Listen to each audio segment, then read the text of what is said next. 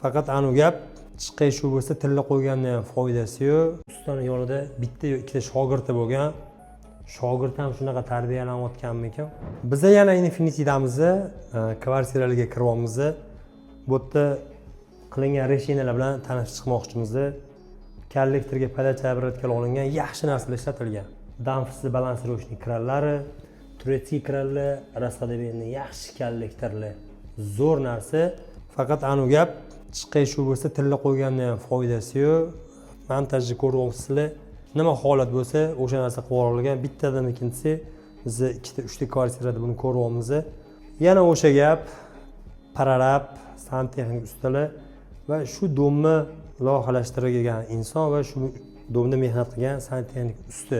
Bu ish qilguncha ustaga e'tirozim yo'q. U ustaning yonida bitta yo ikkita shogirdi bo'lgan.